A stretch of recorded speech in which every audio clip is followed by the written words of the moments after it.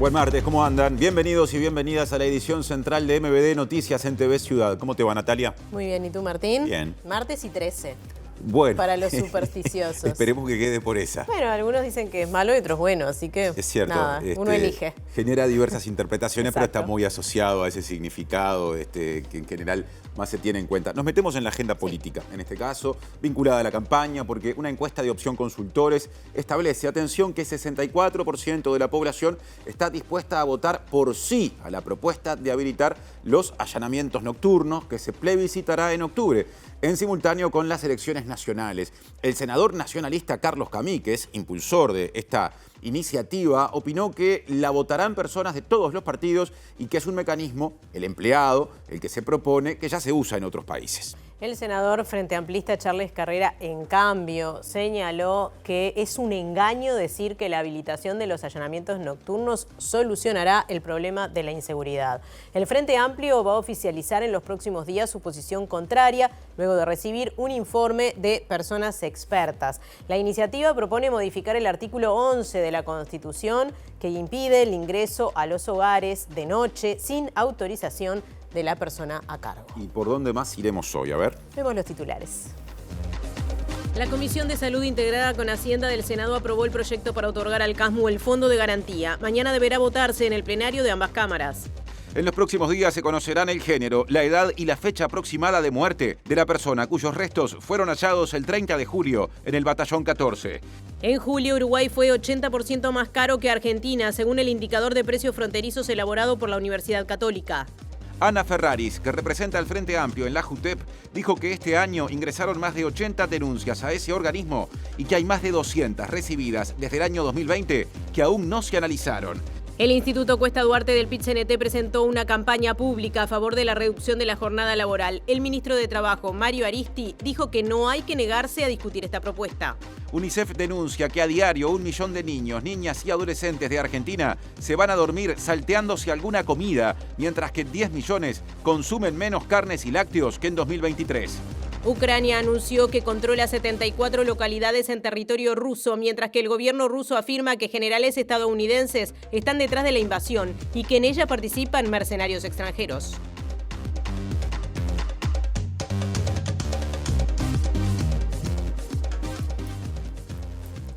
Ya saben que también pueden vernos en vivo por tvciudad.uy, nos pueden seguir en vivo por YouTube y nos pueden escuchar a través de la radio de la Universidad de la República, uniradio.edu.uy o 107.7 FM.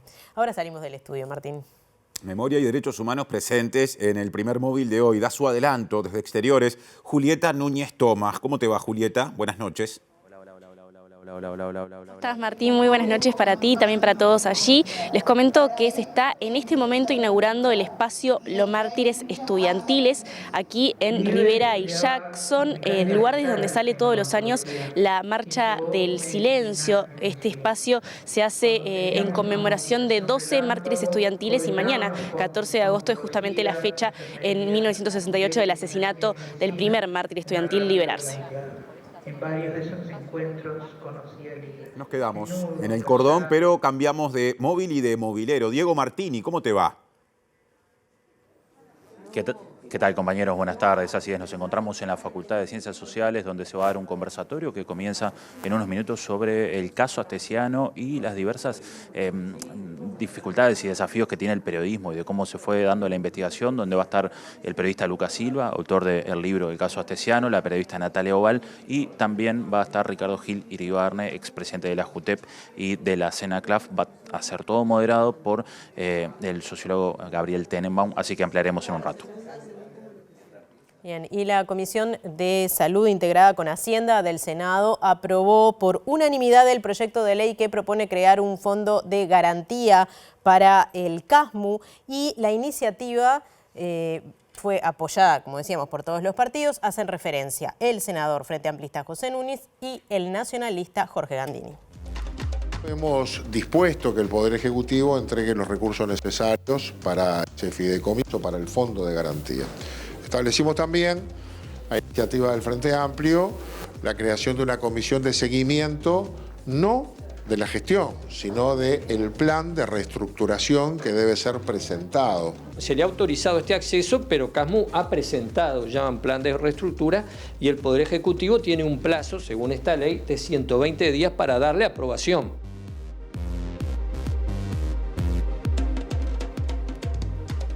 Y nos quedamos en el Parlamento, pero por asuntos internos del Partido Colorado. Atención, Martín Duarte y otro adelanto de móvil en la edición de hoy de MBD Noticias.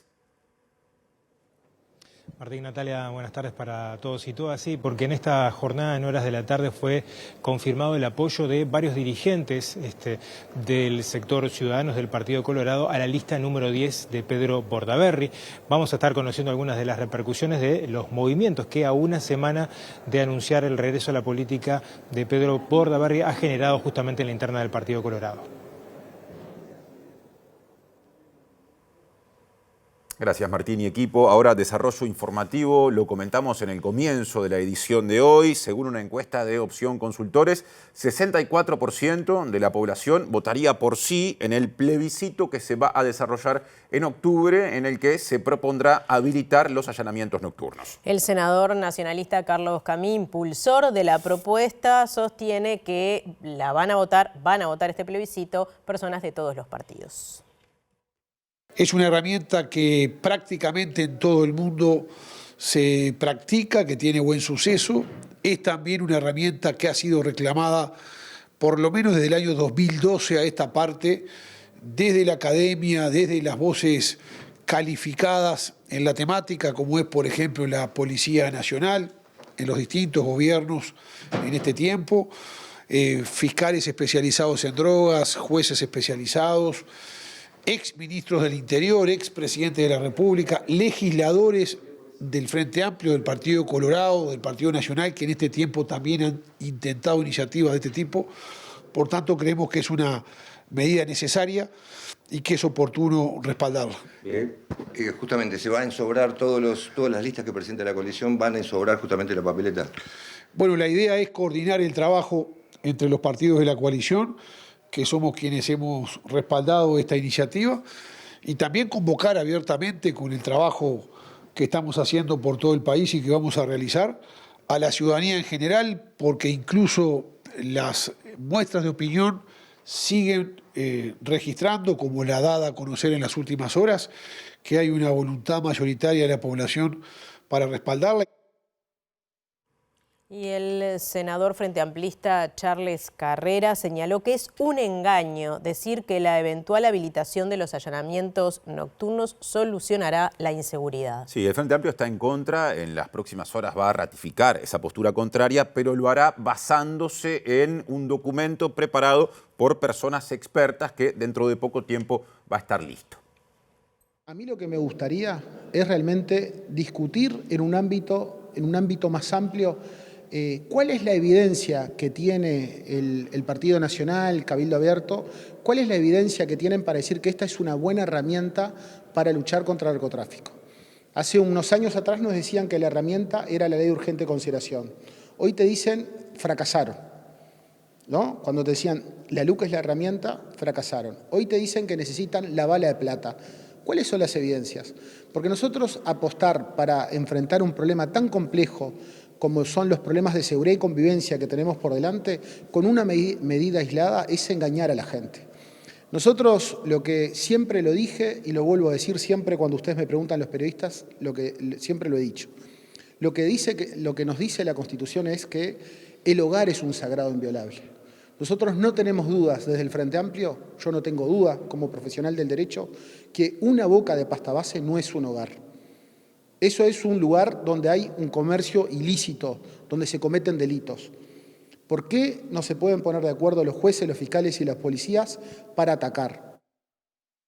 Más de la seguridad en la campaña electoral, el candidato presidencial nacionalista, hablamos en este caso de Álvaro Delgado, dijo que al final de este periodo de gobierno habrá una baja significativa, ¿no?, cuando se haga el resumen de la gestión, en todos los delitos en general, digamos. En una disertación en la Cámara de Comercio y Servicios del Uruguay, Delgado propuso crear un Ministerio de Justicia y recurrir a la represión para controlar la inseguridad. La única excepción va a ser este gobierno, que va a entregarle al próximo, ojalá sea a quien habla, menos delitos de los que recibió. El 2018 y el 2019 fueron los años más violentos del Uruguay, con récord en todas las formas del delito. Es imposible hablar de seguridad pública sin hablar de represión. Quiero decirlo porque es una palabra que no figura en el programa del Frente Amplio. Obviamente hay un tema ideológico, un prejuicio ideológico en la represión. Yo lo tengo clarito, no hay seguridad pública sin represión. En esto yo no le tengo miedo a la palabra, es más, es necesaria la represión. Ahora, la represión por sí sola no alcanza, porque si no, las cárceles siguen aumentándose de gente privada de libertad y llega un momento que por más que haya 2 cárceles en curso para hacer y una tercera en el programa de gobierno para hacer en el próximo quinquenio, es imposible porque no aguantan. La represión tiene que venir con un enfoque dual, que la otra parte es rehabilitación y reinserción. Sobre la propuesta de Cabildo Abierto de declarar la emergencia nacional en seguridad, dijo que la declaración del candidato Manini Ríos es para prestarle atención al tema, ya que en la práctica las medidas son muy difíciles de determinar, a diferencia del decreto sanitario en tiempos de pandemia. Bien, y justamente lo que escuchábamos recién, el senador y candidato presidencial de Cabildo Abierto, Guido Manini Ríos, propuso que se declare la emergencia nacional en seguridad pública a raíz de los homicidios registrados en los últimos días. En paralelo, el equipo de seguridad de Cabildo Abierto presentará una serie de propuestas en la materia para rectificar las actuales políticas de seguridad que lleva adelante el gobierno. Hemos analizado la situación que se está dando en materia de inseguridad que se vive a nivel de la población. Se dispuso que se analizara por el equipo asesor en seguridad y que en las próximas horas se establezcan las medidas que nosotros entendemos pertinentes que hay que adoptar de una vez por todas. Entendemos que hay que explorar la posibilidad de la declaratoria de la emergencia nacional en materia de seguridad, algo que estaba previsto en el compromiso por el país firmado en noviembre del año 2019. Estamos muy preocupados con todos estos hechos de las últimas horas y entendemos que hay que rectificar algunas de las políticas que hoy se están llevando adelante. Hay zonas del país, principalmente en la capital, pero no solo en la capital, en donde la inseguridad ya pasó determinadas líneas y hay que adoptar medidas urgentemente. Hay cosas que se deben hacer en forma diferente si queremos resultados diferentes. Presenta Antel. Antel cumple 50 años y lo festeja con 50% de descuento en sus planes móviles para empresas. Bien, el caso Astesiano es motivo de encuentro en la Facultad de Ciencias Sociales, donde está Diego Martini, que desarrolla su móvil. Adelante, Diego. Bien, compañeros, como anunciábamos, se va a brindar un conversatorio acá en la Facultad de Ciencias Sociales sobre aprendizajes y desafíos en torno al caso Astesiano, un caso que va a ser casi 2 años, porque parte de septiembre de 2022 cuando conocimos toda la trama y después fuimos conociendo diversas situaciones que estaban relacionadas con corrupción. Y vamos a hablar de esto con uno de los expositores, que es Ricardo Gil Iribarne, ex titular de la Junta de Transparencia y Ética Pública. Ricardo, gracias por estos minutos antes de arrancar. ¿Y qué desafíos y qué enseñanzas nos puede dejar el caso Astesiano?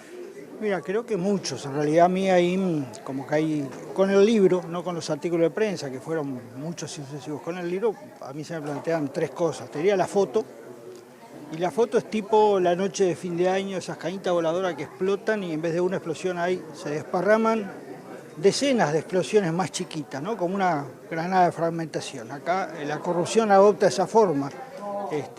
Entras a ver un caso, una persona que tuvo un poder que no se sabe bien quién se lo dio, pero que lo tuvo sin duda, y participa en decenas de cosas que van desde espionaje a estudiantes, empresarios ojeros, políticos, familiares, hasta relaciones con militares que están en los negocios, digámoslo así para ser amables, desde un dron de $770.000 hasta rastrillo para los bomberos, o sea, les sirve cualquier negocio, ¿no? Entonces ese es el primer tema, la foto. Lo segundo es cómo se llega a eso, cómo pasó eso. Cuando lees el libro y ves que no estás hablando de un delincuente mayaoro, estás hablando de un tipo que es un buscavida, que tuvo un poco de poder y lo aprovechó para hacer sus negocios. Pero vamos a estar ahí con Gabriel Tennemann y Gabriel ha escrito mucho sobre los delitos de los poderosos. Este no es un delito de los poderosos, es un delito de alguien que le dieron algo de poder y lo sabía usar. Y lo último, que es lo más preocupante, es, bueno, ¿qué pasa a partir de ahora? O sea, ¿cómo evitamos que este tipo de cosas que se han reiterado terminen desalentando a la gente, generando escepticismo, no en Astesiano, no en fulano, mengano, sino en el sistema político y en la democracia? Bueno, ¿cuál es la respuesta que hay que dar? Que mi idea central es la respuesta, si bien hay que denunciar y está bien denunciar, la respuesta que hay que dar no es la denuncia, es cómo demostramos que no todos somos iguales, cómo el sistema político demuestra que en todos lados hay gente sana, y cómo se reconstruye una confianza que se ha ido perdiendo y creo que es terrible, es muy triste además, pero además es muy peligroso para la democracia. Ricardo, ¿Uruguay tiene mecanismos para poder investigar, para poder seguir las líneas de corrupción que se dan en casos similares a este? Creo que seguramente falta algún mecanismo, pero me parece que ese no es el problema inicial.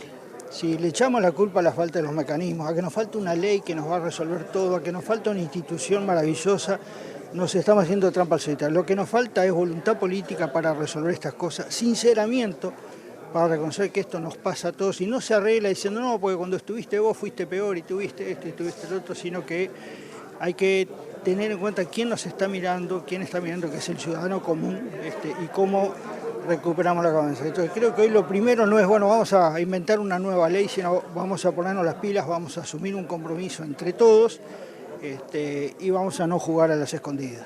Gracias, Ricardo. No, un gustazo. Queda la invitación entonces hecha, compañeros, acá en la Facultad de Ciencias Sociales, todavía no empezó, así que se pueden venir hasta acá. Presentó Antel. Antel cumple 50 años y lo festeja con 50% de descuento en sus planes móviles para empresas.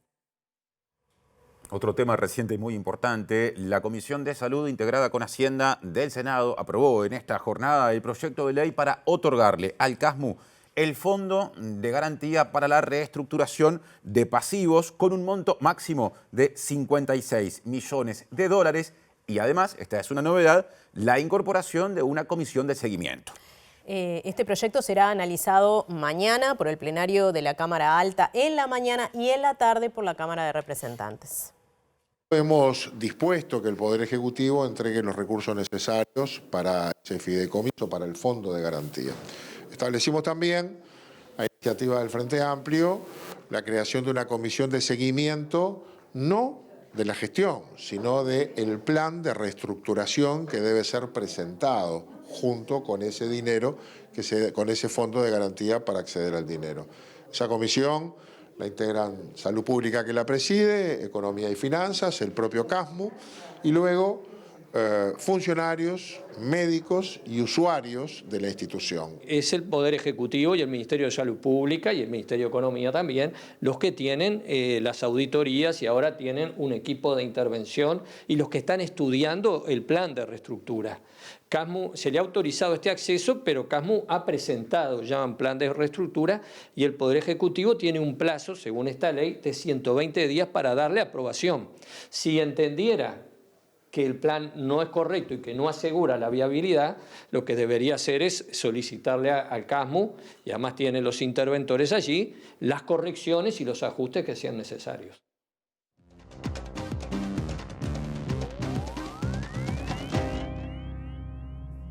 Y es pie lo que vimos, porque precisamente la situación del CASMU ha llevado a que en las últimas semanas se hable mucho de la situación de algo más amplio, que es el Sistema Nacional Integrado de Salud, cómo funciona, cuál es en este momento, digamos, o cuáles son las cosas que podemos poner arriba de la mesa aprovechando este contexto. Lo desarrolla Germán de Agosto en la columna de Análisis Económico de hoy. ¿Cómo te va, Germán? ¿Cómo andas, Tincho? ¿Todo bien? Vas a hacer docencia de arranque para que entendamos el Sistema Nacional Integrado de Salud. Sí.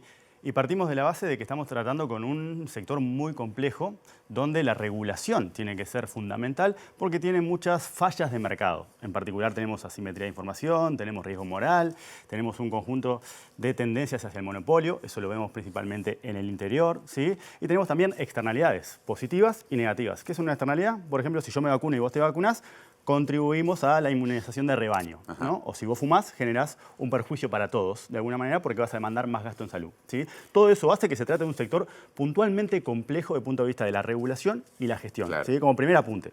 Segundo apunte, antes de meternos en la estructura, tiene que ver con el gasto en salud que tenemos en Uruguay, que es un gasto similar al que tienen, por ejemplo, países de la OCDE. Es del entorno del 9%, 10% del PIB, lo cual no es bajo justamente a la luz de lo que son referencias internacionales. No es como en educación o ciencia y tecnología, donde sí podríamos decir, bueno, acá hay un tema de presupuesto. Acá estamos hablando de un presupuesto que es similar al de otros países, ¿sí? Así que ahora que tenemos como esos dos apuntes de marco, ¿sí? Vamos a empezar tratando de describir el funcionamiento del sistema. Nosotros tenemos los usuarios que pagan por el ingreso y la cobertura familiar, ¿sí? Y esas contribuciones que hacen son administradas por el FONASA, ¿sí? Que se nutre de las contribuciones o los aportes de las patronales. FONASA, ¿sí? Es Fondo Nacional de Salud. Exactamente, ¿sí? Que justamente tiene componente vinculado a rentas generales, y recoge los aportes patronales, los aportes de los trabajadores y los aportes de los jubilados. Los jubilados fueron de los últimos que sumaron, ¿sí? Lo que generó naturalmente un incremento de la parte que supone la asistencia de rentas generales, lo cual en su momento llevó a argumentar que el déficit al cual llegamos era histórico. Ajá. Sin embargo, la génesis del Sistema Nacional Integrado de Salud parte justamente de promover una cobertura universal. Eso es parte de los pilares. Entonces, en cualquier parte del mundo, los aportes, tanto patronales, personales o de jubilados, no son suficientes para sostener un sistema de cobertura universal como el se pretende. Por eso, es de alguna manera parte del diseño que tiene este sistema. Bien. ¿Sí? Entonces, ahora vamos a una plaquita más y lo que tenemos es cómo interactúa el FONASA, el Fondo Nacional, ¿sí? Con las instituciones o los prestadores. Y básicamente lo que hace el FONASA es paga por cuota salud. La cuota salud tiene un componente de cápitas, que ahora nos vamos a detener porque es particularmente una palabra extraña, ¿sí? Y las metas asistenciales. Entonces, lo que hace es, le paga a las instituciones, ahí tenemos varias instituciones públicas y privadas. Lo que definimos como las mutualistas, aunque técnicamente es una palabra que queda corta, y también la prestadora pública que es ACE. ACE, tenés a las instituciones de asistencia médica colectiva, que si bien tienen distintas formas jurídicas, es lo que nucleamos popularmente como mutualistas, pero también tenés instituciones vinculadas a las Fuerzas Armadas, a la policial, ¿sí? Instituciones altamente especializadas y un entramado de instituciones que también le pone complejidad al asunto y que podrías asimilar a lo que pasa con el sistema previsional, donde también tenemos múltiples cajas, todas son distintas, entonces eso es parte también de lo que supone que tenemos una cosa que es más personas adentro del Sistema Nacional Integrado de Salud que uruguayos. Y eso surge justamente de las duplicaciones que hacen a este entramado de instituciones que forman parte de nuestro Sistema Nacional Integrado de Salud. Y ahora si damos una plaquita más, lo que tenemos es justamente a qué se comprometen las prestadoras de servicios vinculado por el pago de lo que es la cuota. Sí. Entonces, ¿a qué se comprometen? Básicamente a brindar lo que es el Plan Integral de Atención Médica, ¿sí? Ese es el PIAS, que es un conjunto de prestaciones o beneficios que tienen que ser brindados para todos los usuarios del sistema de forma igual. Justamente eso es lo que hace a la cobertura la parte integrada y lo que hace la parte nacional. Básicamente es un listado taxativo que se va actualizando en función de los cambios que se entiendan pertinentes a la hora de homogeneizar el conjunto de beneficios o de servicios, ¿sí? Y los usuarios, para el otro lado, eligen a qué instituciones van a ser afiliados, ¿sí? Eso como un poco el funcionamiento esquemático de lo que sería el Sistema Nacional Integrado de Salud. Y ahora te queda la explicación relativa a las cápitas. Y ahora nos vamos a concentrar en este pago, ¿sí? Que justamente es lo que le paga el FONASA a cada institución por cada afiliado que tiene. Y eso es lo que tenemos en la última placa, ¿sí? Porque básicamente esto está asociado a los riesgos. No a los riesgos financieros, sino a los riesgos de salud, ¿sí? El tema ¿cuál es? Es que esta estructura de cápitas, que si te fijas es la relación que hay entre los tramos etarios y cuánto se le paga en cada institución, partiendo de la base que tanto hombres como mujeres tenemos perfiles de riesgos distintos en particular y que tenemos riesgos más altos cuando tenemos menos de un año y cuando tenemos más de 65, ¿sí? O sea, le costamos más, entre comillas, a cada institución cuando somos bien pequeñitos o cuando somos bien mayores, ¿sí? Por eso la U.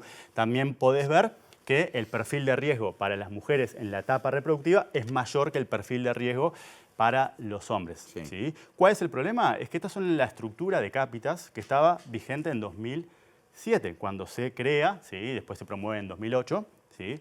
Y han pasado muchísimas cosas. En particular, cuando hablamos del sistema de seguridad social, siempre hablamos del impacto de las transformaciones demográficas, ¿no? De los cambios demográficos que tenemos. Y esta estructura, de alguna manera, ha cambiado mucho en todo ese tiempo que pasó, como también ha cambiado la tecnología, los procedimientos médicos, el conocimiento que tenemos. O sea, en particular, imagínate que podríamos ir, ¿sí? Porque esto surge de un promedio de costos del sistema, ¿sí? Pero podríamos ir un paso más y decir, bueno, con todo el avance tecnológico y con toda la gestión de datos y información que se puede procesar al día de hoy, esto eventualmente se podría aspirar no solamente a agregar más variables que no sean solamente edad y sexo, sino hasta personalizarlo. De alguna manera es que aprovechar lo que en su momento se hizo de la historia clínica electrónica y justamente generar un montón de información que haga que los perfiles de riesgo sean mucho más individualizados de lo que son hoy, que es mucho más generalista. ¿Por qué? Porque, Tincho, vos y yo tenemos la pertenencia a un tramo etario similar. Pero yo puedo tener muchas más patologías que vos, ¿sí? Ozzy Osbourne, por ejemplo, y Carlos III nació en el mismo año. Sin embargo, la vida que llevó uno es muy distinta a la vida que llevó el otro. Por ende, los riesgos asociados a su demanda de servicio de salud son muy distintos. ¿Sí? Eso hace que acá tengamos un problema que genera una ineficiencia en particular, porque cuando hay problemas se aumenta la cápita, ¿sí? Pero se aumenta para todos, incluso para los que van bien, ¿sí? Entonces, los que van mejor ganan más plata, que además, como son instituciones sin fin de lucro, lo que pueden hacer es repartirla, por ejemplo, entre salarios gerenciales, ¿sí? Claro. Y eso genera un costo social porque es una ineficiencia justamente partiendo de la base de que el sector es particularmente complejo por las precisiones que hicimos al comienzo de la columna. Ese último dato que diste es muy interesante y mucha gente no lo tiene en cuenta, pero técnicamente no hay lucro como en no pueden el reportar sector ganancias, privado. pero sí la pueden repartir Exacto. entre proveedores o en salarios gerenciales o entre costos o entre gastos que son quizás innecesarios, justamente porque partimos de la base de todo ese entramado complejo desde el punto de vista institucional y de incentivos. Se ha discutido muchas veces, por ejemplo, el gasto en publicidad, pero hay quienes dicen que en el fondo no cuesta tanto. La seguimos otro día, Germán. Muchas gracias, muy interesante. Nos vemos la semana que viene. Porque esta discusión seguirá como sigue MBD Noticias con Natalia. Sí, Martín, y también sigue esta discusión sobre este proyecto de allanamientos nocturnos que se va a plebiscitar en las elecciones de octubre. Otra mirada nos trae Diego Martini. Adelante. Bien, compañeros, a esas miradas políticas que tuvimos hoy sobre el proyecto de allanamientos nocturnos, vamos a consultar la opinión de Mario Bellallera, exdirector de la Policía. Mario, gracias por estos minutos. Bueno, ¿qué opinás sobre este proyecto? Bueno, un poco lo que he venido manifestando ante las consultas que me han realizado. Yo creo que es algo muy serio. Es una garantía constitucional que hay que valorar si realmente significaría un aporte a la solución del problema como lo están planteando. Creo que sí, que está bien dar el debate, pero mi opinión es contraria a que en estos momentos se posibilite realizar allanamiento nocturno. Para mí, como le he dicho, si continuamos moviendo temas que son garantías institucionales de los ciudadanos, creo que podemos afectar o entrar en un camino donde vamos a afectar la democracia. Creo que hay muchos elementos para estudiar. Creo que es necesario un espacio donde se estudian este y otros elementos, se vean las capacidades y se vean los riesgos que se corren. Acá tiene que haber un equilibrio entre los derechos, las garantías que se le proporciona al ciudadano y un equilibrio con el problema de seguridad. Entonces, pero debemos estudiarlo y quizás el momento electoral a veces no es el más oportuno, pero así es la democracia y yo lo acepto. Simplemente doy esta opinión porque la experiencia de haber trabajado tanto tiempo y realizado tantos allanamientos diurnos, sé lo complicado, sé el alto riesgo tanto para la policía como para la justicia, que va a ser la que en definitiva va a otorgar o otorgaría la autorización, y para terceros no involucrados en la situación. También entiendo que es algo que generalmente va a afectar a las clases más vulnerables o a la parte de la sociedad más vulnerable, y los daños pueden afectar la institución, más que nada el tema de justicia y policía. Hablamos, por ejemplo, ahora que desde este lugar de ex policía, la policía no sabe a qué se va a enfrentar cuando haga un allanamiento, ¿no? Cuando atraviesa una puerta no sabe qué puede haber del otro lado. Generalmente se intenta, en el trabajo de planificación que se realiza anteriormente, establecer y sacar los elementos de mayor incertidumbre con lo que se va a encontrar. Pero siempre estamos teniendo un grado de incertidumbre, por supuesto, que debemos contemplar. En el aspecto diurno, el trabajo no es tan fácil, no es solamente decir vamos y hacemos un allanamiento. Tenemos que hablar con los fiscales, convencer a un juez de que que se necesita realizar este procedimiento, después tener la autorización y hacerlo con las debidas garantías. Es decir, nos hemos enfrentado a situaciones muy difíciles y bueno, y si lo pasamos a la hora nocturna, bueno, yo creo que el riesgo se multiplica para todos y en definitiva, tratando de solucionar un problema, podemos agravarlo. Gracias, Mario. Gracias a ustedes. La palabra entonces de Mario de la Llera, exdirector de la Policía. Volvemos a estudios. No lo tengo. Perfecto. Gracias, Mario. Gracias, Diego y equipo. Seguimos adelante con otras informaciones. Pasamos, Natalia, a la cuestión político-partidaria ya en el marco de la campaña electoral. Les contamos que integrantes del sector Ciudadanos del Partido Colorado van a apoyar e integrar listas al Parlamento del sector Vamos Uruguay, que tendrá su lista al Senado encabezada por Pedro Bordaberry, quien días atrás, justamente y como se sabe, anunció su vuelta a la actividad político-partidaria. El diputado Walter Cervini explicó cómo se trazó este acuerdo que sumó el apoyo de los ministros Robert Bouvier y Fernando Matos, el senador Pablo Lanz, la diputada Nivia Reich y el propio Cervini. Todo el sector Ciudadanos que estuvo participando en la interna junto a Crece, que apoyó a Robert Silva, en donde están ex compañeros de Ciudadanos, ex integrantes de Ciudadanos. Naturalmente ellos continúan con Robert en Crece. El sector Ciudadanos toma otro camino posteriormente a la interna y con el regreso de Bordaberry, y vamos a apoyar el Senado de Bordaberry en forma orgánica desde Ciudadanos. Luego de la interna retorna Pedro Bordaberry a la política partidaria, y para nosotros es un punto alto, sin duda que viene a sumar al país con muy buenas propuestas y con mucho trabajo, pero para nosotros también es un camino de crecimiento del Partido Colorado y es un camino que asegura crecimiento de la coalición. Está laudado el tema del nombre, la utilización de Ciudadanos, porque usted hace referencia a Ciudadanos, pero según consultamos otras fuentes todavía no estaba claro el acuerdo para qué sector se quedaba con el nombre. Sí, claro, cuando trasladamos que Ciudadanos, el sector Ciudadanos va a apoyar el Senado de Pedro Bordaberry, es porque estamos seguros de quién es Ciudadanos, quién tiene Ciudadanos y orgánicamente quién maneja Ciudadanos. ¿Cómo se trazó ese acuerdo? Natural, como compañeros que transitan un camino de partido, que se han presentado elecciones juntos, que capaz que en alguna otra elección estuvimos en distintos sectores y hoy nos toca estar en distintos sectores momentáneamente. Bueno, lo dicho, Pedro Bordaberry volvió, se presentará al Senado a través de la lista 10 y habló. Claro, habló y está convencido, según lo que dijo, de que su mejor aporte en este momento es o puede ser desde el Parlamento. No quise postularme a la presidencia, había tenido conversaciones para eso.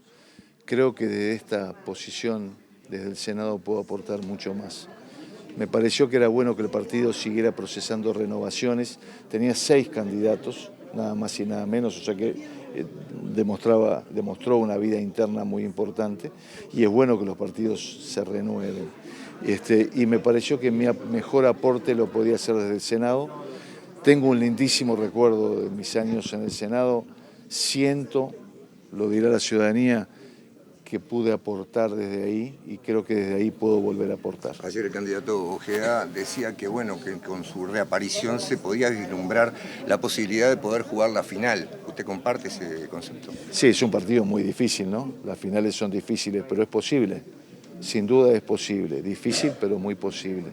Y para eso vamos a trabajar todos, no tengas duda.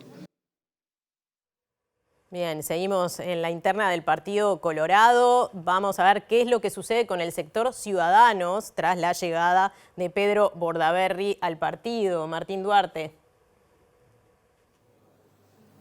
Gracias, Natalia. Bueno, le agradecemos estos minutos al diputado Felipe Schipani justamente para estar analizando estos movimientos que se dieron a partir de consolidada la interna, pero también de la aparición y la llegada nuevamente al ruedo político de Pedro Bordaberry, lo que fue en la jornada de hoy la confirmación de que varios dirigentes de Ciudadanos acompañarían la lista 10 y el sector y la presentación en la jornada de ayer también del bloque entre un lema único que van a conformar las listas tanto de Ojeda, de Robert Silva y también de su vía al Senado. Diputado, ¿qué lectura se hace de estos movimientos a una semana de lo que fue el retorno de Bordaberry a la vida política que generó algunos cimbronazos dentro del partido? Yo diría que son reacomodos naturales que están ocurriendo en el partido, producto de distintas circunstancias como la vuelta de Bordaberry al ruedo político, como las elecciones internas, en fin, siempre hay algunos movimientos y esto me parece que obedece a ello.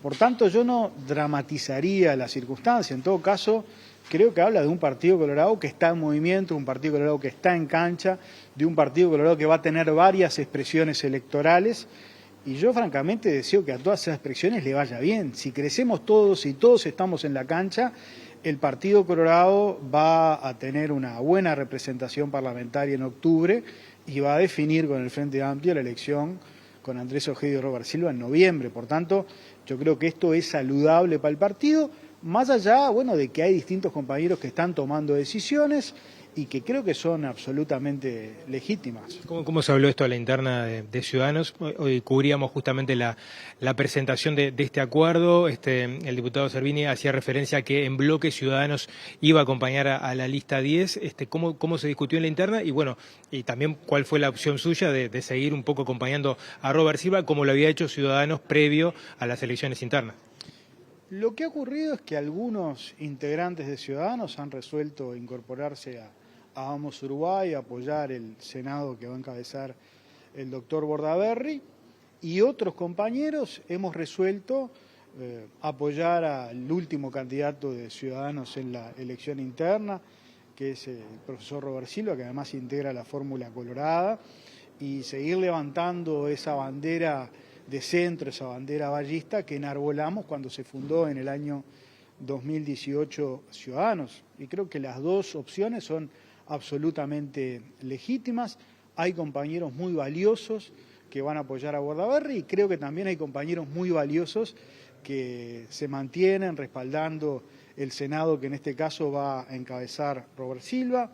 En este caso, no solo nosotros estamos acompañando esa alternativa, sino también el diputado Ope Pasqué, que es fundador del sector y es una figura, creo que, representativa, el diputado de Soriano Martín Melasi, la diputada de Montevideo María Eugenia Rosselló, todas las agrupaciones de Montevideo y compañeros que ocupan responsabilidades de gobierno, como el vicecanciller Nicolás Albertoni, como el representante en la Comisión Administradora del Río de la Plata, como Diego Sanjurjo, que es una figura visible del sector, que es el asesor desde siempre de Ciudadanos en temas de seguridad, como Antonio Mansi, que por Ciudadanos está en el Mides, y podríamos seguir con dirigentes de otros puntos del país, de otros departamentos, ediles, que también están respaldando esta propuesta que va a encabezar Robert Silva. Ahora, usted fue el jefe de campaña de Robert Silva justamente en la interna. ¿Molesta o generó molestia que haya sido en este momento, cuando por ahí no se alcanzó el objetivo de que Silva liderara justamente la presidencia del partido? Obviamente, hubiéramos procurado evitar esta situación, que no ocurra, pero ha ocurrido y hay que tomarla con naturalidad. Hay compañeros que resuelven apoyar a Bordaberry, hay compañeros que no se van a a integrar el Senado de Balcazar Silva, pero hay muchos otros grupos que están llegando. Ayer incorporamos a la agrupación más importante del interior del país, ¿no?, que es la agrupación que lidera Marcelo Malaquina en Salto, que en la elección interna se impuso, va a ser el candidato a la Intendencia de Salto por la coalición republicana del Partido Colorado, aportó 5.200 votos, y hay otros en el marco de ese movimiento, hay otros grupos que se están acercando, ¿no? Así como hay quienes se acercan a Pedro Bordaberry, hay otros grupos que no comparten la decisión tomada por sus referentes y resuelven acercarse a nosotros. Estamos en muchas conversaciones. Por lo tanto, yo definiría esta situación como reacomodos naturales que se están dando, pero que pasando raya tienden a fortalecer a la propuesta que va a presentar al partido de la elección. Diputado, muchas gracias por estos minutos. La mirada de Esquipani a propósito de este acomodo dentro de los bloques, dentro del Partido Colorado. Sigan ustedes por allí, compañeros. Gracias, Martín y equipo. Otro tema, otro móvil. Vamos al contacto con Julieta Núñez Tomás, que está en la inauguración del espacio Mártires Estudiantiles, en la víspera de otro 14 de agosto, Julieta. Así es, Nati, buenas noches para ti, que no te había saludado. Ya se cortó la cinta, se encendieron las luces y estamos con la alcaldesa del municipio B, Silvana Pisano, que participó de esta inauguración. Hablabas durante tu alocución recién de que el municipio B le quiere dar al barrio este homenaje para los mártires estudiantiles. ¿Cómo impacta en un barrio que tiene, por lo general, el resto de los días, que no es 20 de mayo ni 14 de agosto, un tránsito normal, una actividad de estas características tener este significado puesto aquí? Bueno, nos aprieta el corazón, digo, cuando podemos aportar a un nuevo significado en los espacios para que nuestra ciudad conmemore justamente parte de nuestra historia. En este caso estamos hablando de los mártires estudiantiles. Es una reinauguración, más de 50 años y 20 años hace que esta plaza, este espacio existe, pero hoy traemos una nueva manera de poder hacer esa historia presente en cada uno de los vecinos y las vecinas que nos han acompañado a través de este nuevo diseño, de estos haces de luces, ¿verdad?, de este espacio que tiene el nombre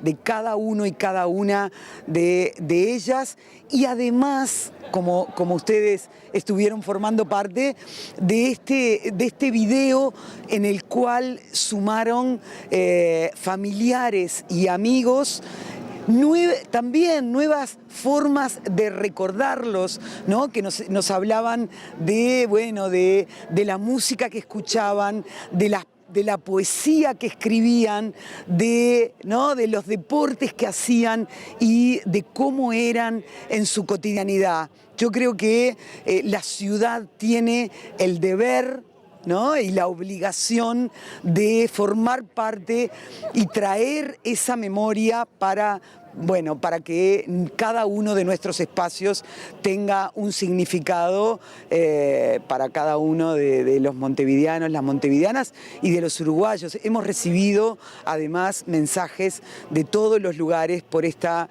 significativa reinauguración. Silvana, mañana es 14 de agosto, Día de los Mártires Estudiantiles. ¿Cómo se trabaja más allá del urbanismo en la política municipal con las fechas de memoria?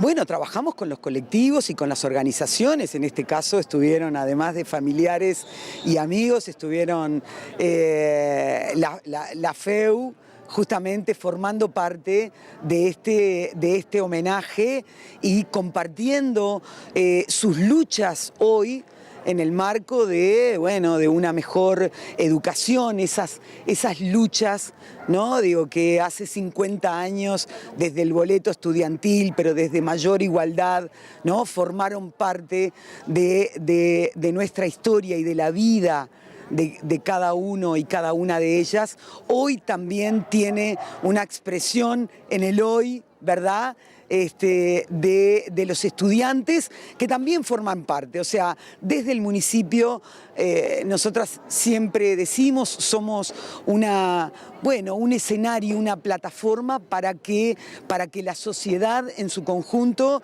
¿no? se pueda expresar y bueno, todos los colectivos y en este caso los estudiantes y familiares son los que han formado parte de este espacio. Muchísimas gracias, Silvana. Gracias a ustedes. Bueno, compañeros, regresamos y recuerden que, como decíamos, mañana es el Día de los Mártires Estudiantiles. Muchas gracias. Tema vinculado. En las próximas horas, esto es muy importante, se conocerán el género, la edad y la fecha aproximada, digamos, del nacimiento de la persona cuyo cadáver fue encontrado el 30 de julio en el batallón 14 de Toledo. Así lo anunció Javier Tassino, integrante de Madres y Familiares de Uruguayos Detenidos Desaparecidos. Cabe resaltar que en este hallazgo, porque escuché una respuesta de un integrante del Estado, y quedó ahí como que habían colaborado. En la búsqueda no hubo colaboración. Esto no es una competencia, esto es un aporte que se hace a la democracia. Que bueno, que habían colaborado, sí colaboran sobre la base de un presupuesto que se hizo en el periodo anterior. Y bueno, la expectativa existe, en realidad todo el mundo que tiene desaparecido, imagínate todas las locuraciones que se pueden hacer,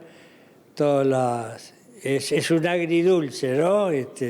Apareció un cuerpo, ¿quién será? Bueno, hay que esperar. El integrante de Familiares señaló que en los próximos días se conocerán los primeros datos sobre la identidad de los últimos restos hallados en el batallón 14. A nivel de género, y algún dato más se puede dar, hicieron unas placas en torno a los huesos, cómo estaban, qué tenían, cuál ha sido el tratamiento. Se va a saber eso y se puede hacer una franja más o menos de que... El rango etario, dices tú. Rango etario, más o menos de cuando murió, ¿no?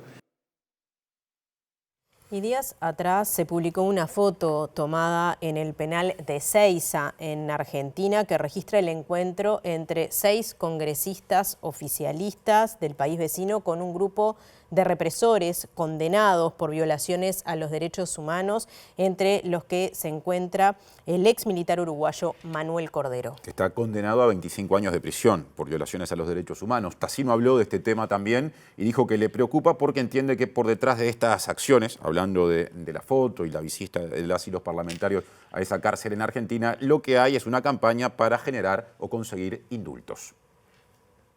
Para venir para acá tiene que cumplir la pena en la Argentina. Y de ahí, cuando cumple la pena, que aparentemente está por cumplirla, se pide la extradición. Es muy difícil que no la den, la extradición, ¿no? Eso comúnmente se hace y estoy seguro que acá la van a pedir para que la realice la extradición y cumplir la pena que tiene acá. Tiene varias. Toda la vida han hecho chicanas para retrasar los procesos, porque toda esa gente, o varios de esos, tienen procesos para resolver y no los resuelven.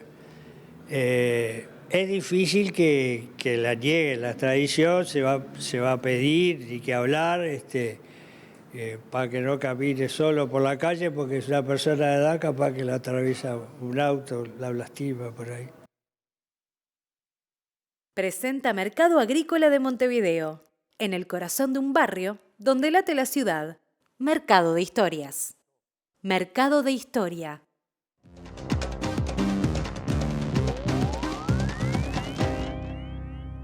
¿Qué tal? Buenas noches. Abrimos el capítulo internacional hablando de la República Argentina y de varios temas. Primero, en uno de los temas del momento, que son las denuncias que viene llevando adelante la ex esposa del expresidente Alberto Fernández, Fabiola Yáñez, quien hoy declaró a través de una comunicación telemática durante 4 horas ante el juez Ercolini, que lleva la causa, y bajo la protesta de la abogada de Alberto Fernández, que no pudo participar de estas declaraciones. Allí no se supo mucho de lo que declaró, pero sí se había adelantado que se iban a profundizar denuncias que tienen que ver con golpes, con acciones violentas, con obligaciones a abortar en algunas oportunidades, pero también Fabiola Yáñez apuntó al entorno del expresidente Alberto Fernández, entre ellos su médico, que dijo conocía la situación que atravesaba, que llegó incluso a taparle algunas heridas, pero que nunca dijo nada, como tantos otros que lo rodeaban, según Fabiola Yáñez. Todo esto, naturalmente, está en el marco de lo judicial. De hecho, el expresidente Alberto Fernández brindó declaraciones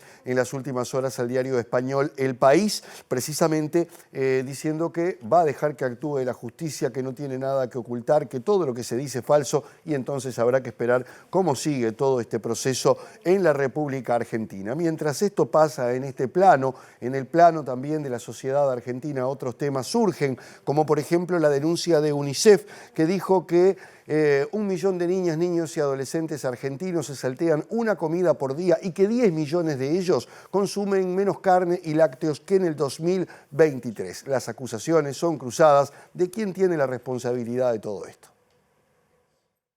El hambre no tiene final feliz, pero con tu ayuda puede cambiar esta historia, señaló la organización al lanzar una campaña de recaudación de fondos con el lema Cambia el final, en referencia al futuro que les espera a los menores, según publicó UNICEF, que desde 2016 mide la pobreza infantil y supervisa el presupuesto destinado a la niñez.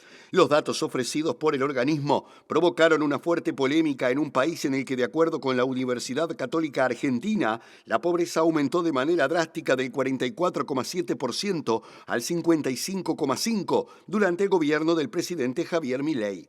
A mediados de este año, UNICEF ya había advertido, con base en la 8ª encuesta a hogares, que 1,5 millones de niñas, niños y adolescentes en Argentina se saltean alguna comida durante el día y 10 millones de ellos consumen menos lácteos y carne en 2024 que lo que hacían en 2023. La campaña de UNICEF desató reacciones que combinaron las críticas hacia Milei y el recuerdo de que la crisis alimentaria no es responsabilidad exclusiva de este gobierno, sino que forma parte de la herencia que le dejaron sus antecesores. El sociólogo Daniel Menéndez, referente de la Asociación Barrios de Pie, afirmó que en 9 meses el gobierno multiplicó el hambre y la pobreza, dejando abandonadas a su suerte a millones de familias, y en el medio dejaron pudrir toneladas de alimentos en sus galpones, lo que constituye una vergüenza, según dijo. La sorpresiva ofensiva que lleva a cabo Ucrania en territorio ruso sigue avanzando, aunque el gobierno de Kiev anunció que la va a detener para tratar de llegar a una paz justa y segura con Rusia. Rusia dijo que de ninguna manera se le va a perdonar esto a Kiev mientras sigue atacando objetivos dentro de Ucrania, sobre todo en la región de Donetsk en el este. No obstante, ya en las zonas rusas han evacuado a más de 100.000 personas y el gobierno de Moscú acusó a la inteligencia militar de Estados Unidos de estar detrás de todo esto. El presidente ucraniano Volodymyr Zelensky afirmó que a pesar de los difíciles e intensos combates, el avance de sus fuerzas en la región de Kursk continúa, al tiempo que el jefe máximo de las Fuerzas Armadas ucranianas, Oleksandr Syrsky, afirmó que al día de hoy sus tropas avanzaron en algunas zonas entre 1 y 3 kilómetros y que en el último día se tomaron más de 40 kilómetros cuadrados de territorio, tras asegurar el lunes que las tropas controlan unos 1.000 kilómetros cuadrados de territorio ruso. El Ministerio de Asuntos Exteriores de Ucrania advirtió este martes que sus tropas detendrán la ofensiva en curso en la región de Kursk, en el sur de Rusia, hasta que el gobierno de ese país acepte una paz justa, tras más de 2 años de la invasión ordenada por el Kremlin. Moscú, por su parte, afirmó que las tropas invasoras están bloqueadas y aseguró que derribó al menos 14 drones ucranianos lanzados durante la noche contra Kursk y las cercanas ciudades de Voronezh y Belgorod, según reportaron las agencias de noticias estatales. Estados Unidos aseguró este martes que ni estuvo involucrado ni fue informado con anterioridad de la ofensiva lanzada la semana pasada por Ucrania, según destacó la portavoz de la Casa Blanca, Karine Jean-Pierre, quien negó las afirmaciones rusas de que la inteligencia militar de Estados Unidos está detrás de los ataques. No lloverá en las próximas 48 horas, eso se lo podemos decir, y ya viene el lado B a la pantalla de TV Ciudad. Y el reencuentro con las noticias será mañana a las 8, a las 13 y a las 18:55. Gracias por estar y hasta mañana. Hasta mañana.